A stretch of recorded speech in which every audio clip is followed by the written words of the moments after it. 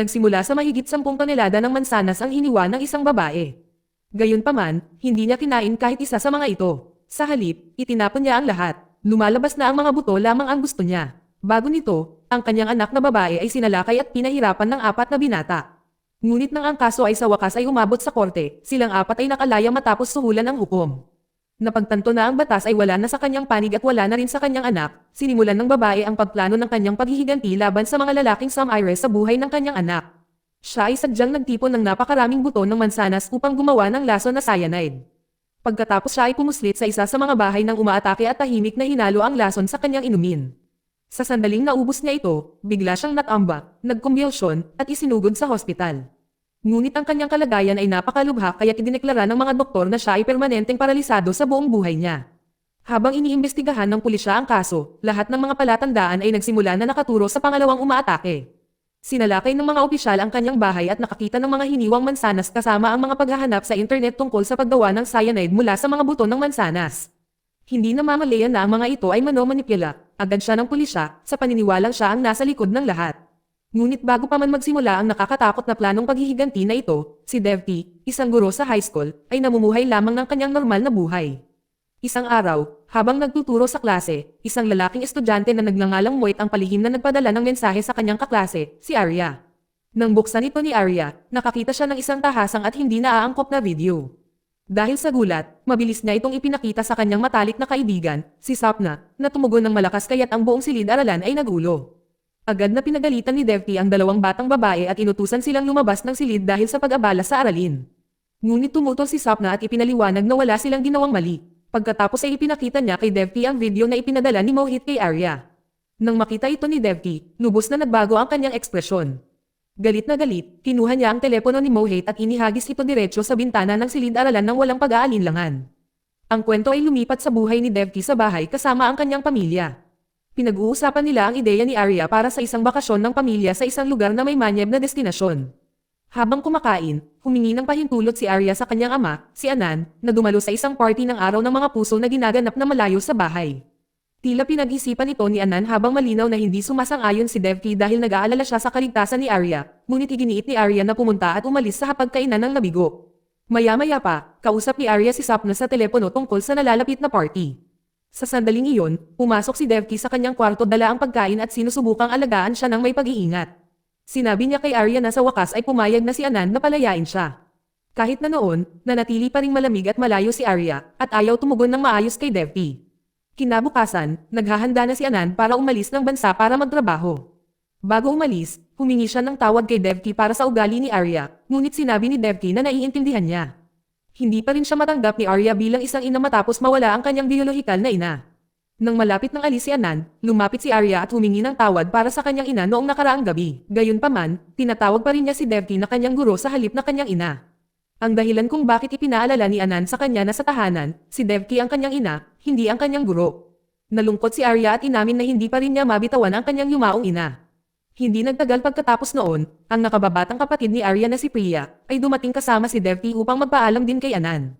Pagkatapos ng mainit na pamamaalam at isang huling yakap, sa wakas ay umalis na si Anan papunta sa paliparan. Sa isa pang pagkakataon, binisita si Devki ng kanyang dating estudyante na si Vara, na dumating upang magpasalamat sa kanya sa pagbabago ng kanyang buhay. Nagdala si Vara ng ilang matatamis bilang regalo, at sandali nilang pinag-usapan si Arya bago siya umalis. Kalaunan, inalok ni Devki ang mga matatamis kay Arya ng may taos-pusong intensyon, ngunit mariing tumanggi si Arya at sinabihan siyang huwag makialam sa kanyang negosyo. Mariin niyang ipinaalala kay Devki na hindi siya ang kanyang tunay na ina at patuloy na tinatrato siya ng malamig na walang pakialam. Hindi nagtagal pagkatapos noon, dumating na ang gabi ng salusalo. Nang malapit nang umalis ng bahay si Arya, pinuri ni Devki ang kanyang hitsura, ngunit maikli lamang ang tugon ni Arya. Sa salusalo, nasiyahan sina Arya at ang kanyang mga kaibigan sa musika at sayawan. Samantala, si Mohit ay nakaupo sa malapit, pinapanood si Arya ng may malinaw na interes. Inamin niya sa kanyang kaibigang Charles na gusto niya ito at pagkatapos ay sinubukan na lapitan siya, ngunit itinulak siya ni Arya palayo. Dahil sa pagkadismaya, bumalik si Mohit sa kanyang upuan at nagreklamo. Nang marinig ito, pumasok si Charles na may masamang intensyon. Palihim niyang hinalo ang isang gamot sa isang inumin at sinubukan itong ibigay kay Arya. Gayunpaman, tinanggihan ito ni Arya dahil ang kanyang atensyon ay nakatuon kay Kabir at ang inumin ay nauwi sa pag-inom ni Sapna. Kasabay nito nilakasan ni Sapna si Arya sa pamamagitan ng pagbibigay sa kanya ng rosas, umaasang aaminin niya ang kanyang nararamdaman kay Kabir. Naglakas loob si Arya na lapitan siya, para lamang makita itong nakikipagtalik sa ibang babae. Dahil sa matinding kalungkutan, sumuko siya at nagpasyang umuwi kasama si Sapna. Ngunit biglang nahihilo si Sapna dahil sa inom, na napilitan si Arya na umalis mag-isa. Sa sandaling iyon, nakatanggap si Arya ng tawag mula kay Devki at sinabing uuwi siya sa loob ng mga 45 minuto.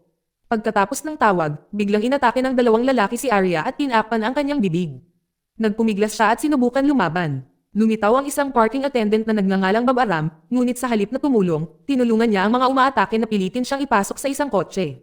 Patuloy na lumalaban si Arya hanggang sa isa sa mga lalaki ang marahas na nagpatahimik sa kanya. Pinalayas nila siya at kalaunan ay itinapon ang kanyang katawan sa isang madilim at maruming kanal. Pagkabalik sa bahay, nagsimulang mag-alala si Devki nang hindi bumalik si Arya. Tinawagan niya si Sapna para lamang malaman na wala si Arya sa kanya. Agad na pumunta si Devki sa lugar ng party para hanapin ang kanyang anak.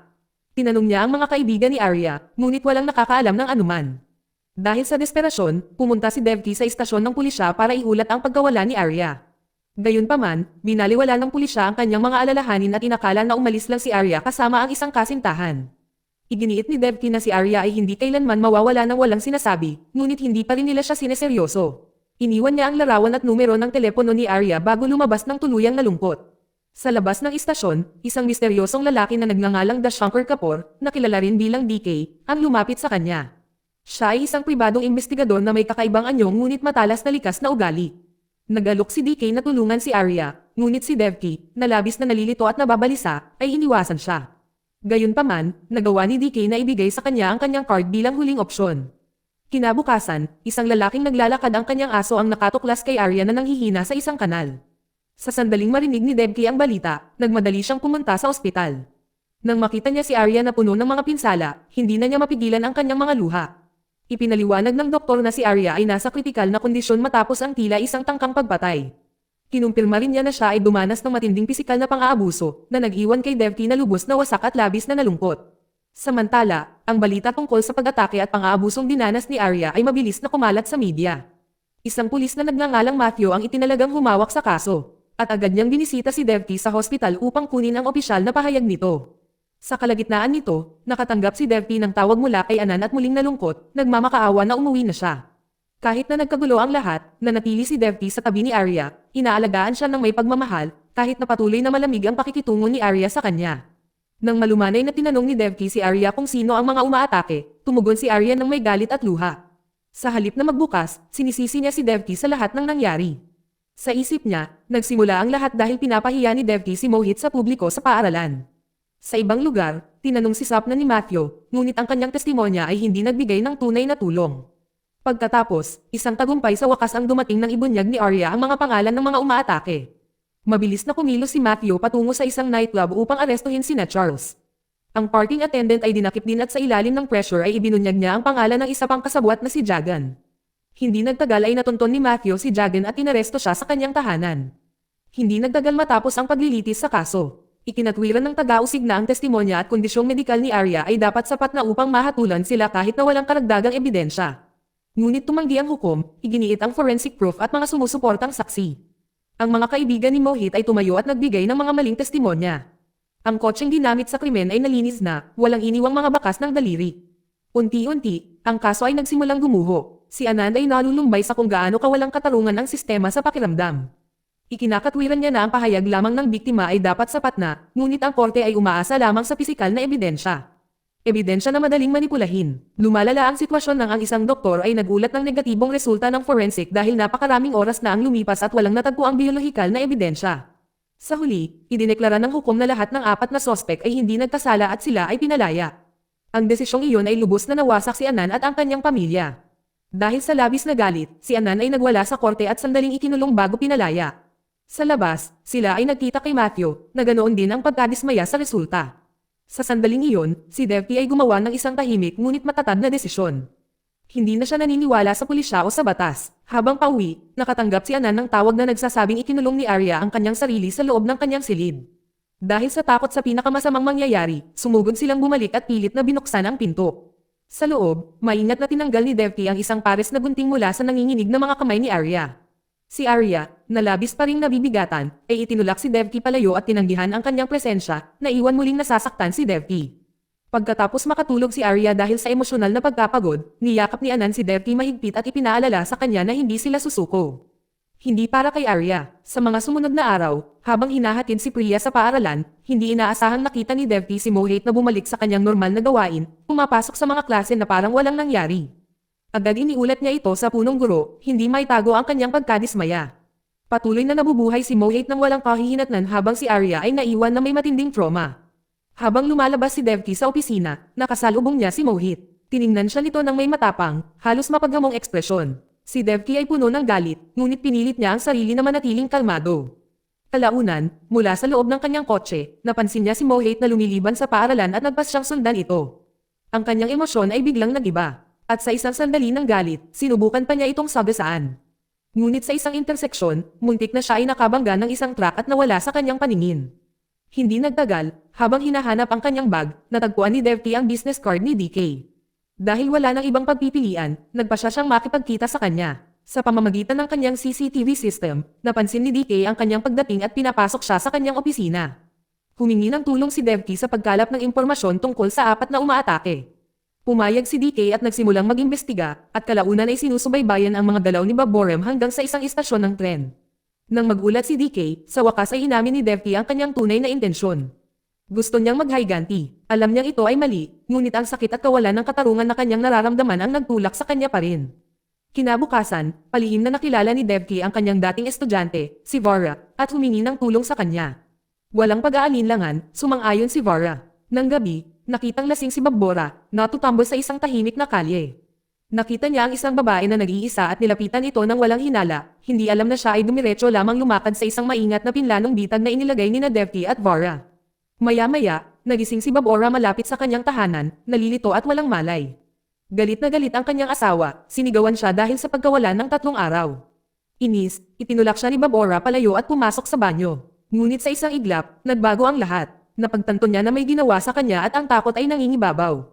Sumigaw siya at nawalan ng kontrol, at bumagsak sa banyo. Hindi nagtagal, namatay siya dahil sa matinding pinsala sa ulo. Pagkalipas ng ilang panahon, nalaman ni Arya ang pagkamatay ni Babbora sa pamamagitan ng balita.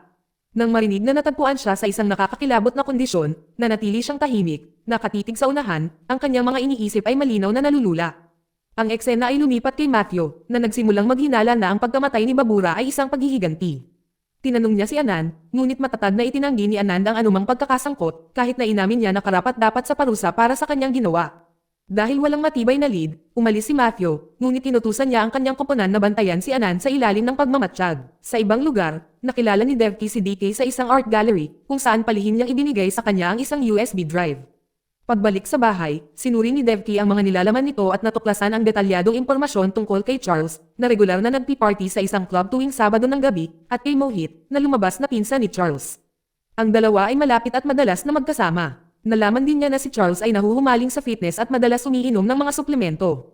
Habang pinapanood ni Devki ang footage, kumain siya ng mansanas. Pagkatapos, halos instinctly, iniluwa niya ang mga buto. Sa sandaling iyon, isang bagong ideya ang nabuo sa kanyang isip. Walang pag-aalinlangan, sinimulan niya ang paghiwa ng mas maraming mansanas, maingat na kinokolekta ang bawat buto. Samantala, ang assistant ni Matthew ay mahigpit na sumubaybay kay Anand sa loob ng 3 araw, ngunit walang nakitang kainahinala. Ang lahat ng atensyon ay nakatuon kay Anand, na nagpapahintulot kay Devki na gumalaw ng malaya nang hindi nag-aalarma.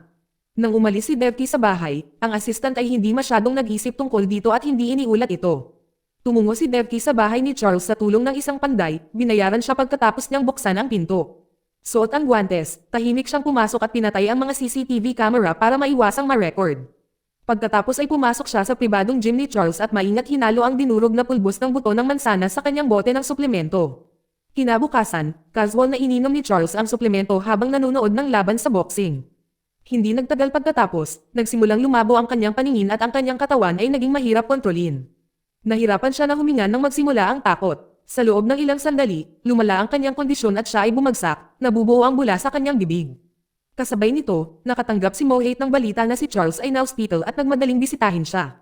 Habang palabas si Mohit ng kanyang apartment building, sinamantala ni Devki ang pagkakataon na palihim na pumasok. Napansin siya ng isang security guard, ngunit mabilis siyang nagkunwaring nasa isang tawag sa telepono at kinumbinsi siyang naroon siya para makipagkita sa isang tao, na pinayagan siyang dumaan ng walang hinala. Sa ospital, ipinaalam ng mga doktor kay Matthew na si Charles ay nalasan ng cyanide na nagmula sa mga buto ng mansanas. Gayunpaman, ang lason ay nagdulot ng paralysis sa halip na kamatayan. Sa maikling sandali, pinaghihinalaan ni Matthew si Anand, ngunit tiniyak sa kanya ng kanyang assistant na si Anand ay hindi nasangkot sa anumang kainahinala. Habang nagaganap ang sitwasyon, itinuloy ni Devki ang susunod na yugto ng kanyang plano. Sinadya niyang pinatunog ang fire alarm sa gusali ng apartment ni Mohit. Nang matanggap ni Mohit ang alerto, sumugod siyang bumalik kasama si Matthew, ngunit nalaman lamang na walang aktwal na sunog. Nang maramdaman na may mali, nagpa siya si Matthew na halughugin ang apartment. Di nagtagal, natuklasan ng mga pulis ang mga droga sa banyo ni Mohit. Nakakita rin sila ng mga binalotang mansanas na walang buto, kasama ang cyanide powder at mga paghahanap sa internet kung paano gumawa ng lason mula sa mga buto ng mansanas. Lahat ng ebidensya ay direktang nakaturo kay Mohit, tulad ng plano ni Devki. Sa kabila ng napakaraming ebidensya, patuloy na itinatanggi ni Mohit ang lahat at lumaban sa pag-aresto. Ngunit ikinulong pa rin siya ng mga pulis sa kustodiya. Habang inaaresto, napansin ni Matthew ang isang pares ng salamin na naiwan sa mesa. Mga salamin na pagmamay-ari ni Devki. Doon nagsimulang lumaki ang kanyang hinala. Kinabukasan, dinalo ni Devki si Charles sa ospital at ipinakilala ang kanyang sarili bilang kanyang guro. Nang lumayo ang nurse, nilapitan siya ni Devki at tahimik na pinagalitan sa pag-iisip. Takot na takot si Charles, ngunit lubos na walang magawa. Pagbalik ng nurse, tila hindi matatag ang kanyang kalagayan na nag-iiwan sa kanya na nalilito sa nangyari. Kalmadong ipinaliwanag ito ni Devki na sinasabing nabibigatan lamang siya sa lahat. Pag-uwi sa bahay, nakatanggap si Arya ng mensahe mula sa isang kaibigan na naglalaman ng balita tungkol kina Charles at Mohit. Nagsimula siyang maniwala na ang kanyang ama ang nasa likod ng lahat. Dahil sa pagpasalamat, nagpasya siyang magmungkahi ng bakasyon ng pamilya sa lugar na matagal na niyang gustong bisitahin. Di nagtagal, nakilala ni Matthew si Devki upang makuha ang kanyang lagda sa ilang mga dokumento ng investigasyon. Napansin niya na tila hindi mapakali ito, kinakabahan na hinahanap ang kanyang salamin. Pagkatapos ibinigay ni Matthew ang isang pares na natagpuan sa apartment ni Mohit, ngunit mahinahon na isinuot ni Devki ang isa pang pares na kapareho niya na mayroon na. Sinubukan niyang manatiling kalmado at iniiwasan ang pakikipagtitigan, ramdam na nagsisimula ng maghinala si Matthew sa kanya. Bago umalis, binalaan siya ni Matthew na mag-ingat, lalo na pagdating sa pang-apat na umaatake, si Jagan, na kilalang mapanganib. Pag-uwi sa bahay, binati ni Anand si Devki ng may ginhawa. Nagsimula ng magbukas ng isip si Arya at sa unang pagkakataon sa loob ng ilang panahon, tila bumubuti na ang mga bagay-bagay. Tinitiyak ni Anand kay Devki na ang lahat ay magiging mas maayos at si Arya ay magiging maayos din kalaunan. Gayunpaman, hindi maalis ni Devki ang takot na itinanam ng babala ni Matthew. Hindi nagtagal, nakilala muli ni Devki si DK at ipinaalam niya rito na si Jagan ay nawala na at wala na sa ilalim ng kanyang pagbabantay. Nang mapagtanto kung gaano kalala ang sitwasyon, hinimok siya ni Devki na hanapin si Jagan sa lalong madaling panahon, lalo na dahil nagsisimula ng magduda ang mga pulis sa kanya. Nagpasalamat siya kay DK para sa kanyang tulong, hindi alam na palihim na sinusundan siya ni Matthew at narinig ang kanilang pag-uusap. Di nagtagal, inaresto ni Matthew si DK at dinala siya para imbestigahan. Tumanggi si DK na ibunyag ang kahit ano tungkol kay Devki at sinabing hindi niya ito kilala. Kasabay nito, dumating ang nakatataas kay Matthew at inutusan ang pagpapalaya kay DK. Lumaban si Matthew, kumbinsido na nakikipagtulungan si DK kay Devki upang maghayganti laban sa mga umaatake. Ngunit dahil walang matibay na ebidensya, napilitan siyang magbitiw sa pwesto. Sa huli, inutusan siya ng kanyang nakatataas na itigil ang kaso at lumipat sa ibang bagay. Samantala, si Jagan ay bumisita sa ospital upang makita si Charles. Pinilit niya si Charles na ibunyag kung sino ang nagplano sa kanila ng magkasala. Sa kabila ng kanyang kalagayan, nagawa ni Charles na makipag-ugnayan ng sapat para maunawaan ni Jagan ang katotohanan. Ang tao sa likod ng lahat ay ang ina ni Arya. Mula sa sandaling iyon, napagtanto ni Jagan na matagal na silang tina-target ni Devki. Nalaman din niya na lihim siyang sinusubaybayan ni DK. Kalaunan, nang tawagan ni DK si Devki upang magbahagi ng impormasyon tungkol kay Jagan, bigla niyang napansin na papalapit si Jagan. Sasagot na sana si Devki, ngunit tinawagan siya ni Priya. Ipinaalalahanan siya na malapit nang umalis ang pamilya para sa kanilang planong bakasyon. Mabilis na tinapos ni Devki ang tawag. Sa sandaling iyon, naharap ni DK si Jagan. Walang pag-aalinlangan, inatake siya ni Jagan, kinuha ang kanyang telepono, at sinubukang kontakan si Devki. Lumala ang sitwasyon at sa pagsabog ng galit, binaril ni Jagan si DK. Pagkatapos, maingat niyang pinunasan ang mga fingerprint at pinatay ang mga CCTV camera para matakpan ang kanyang mga bakas. Hindi nagtagal pagkatapos, dumating si Matthew sa pinangyarihan at natagpuan si DK na patay na. Habang sinusuri ang lugar, natuklasan niya ang salamin ni DK na palaging naglalaman ng isang nakatagong camera na may memory card. Nang suriin ni Matthew ang kuha, sa wakas ay nakita niya ang katotohanan. Ang taong pumatay kay DK ay si Jagan. Hindi nagtagal si Devki at ang kanyang pamilya ay umuwi pagkatapos ng kanilang paglalakbay. Habang sinisindihan ni Anan ang fireplace, biglang nawala ng kuryente. Tumungo siya upang tingnan ang electrical panel ngunit natuklasan niyang patay na ang kanilang kasambahay. Kasabay nito, lumitaw si Jagan at agad na binaril si Anan.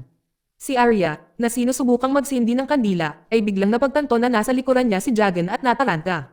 Nang marinig ang sigaw ng kanyang anak, sumugod si Devki papasok, ngunit nabigla lamang sa presensya ni Jagan sa loob ng kanilang tahanan. Walang pag-aalinlangang inatake ni Jagan si Devki habang hinihimok ni Devki si Arya na tumakbo.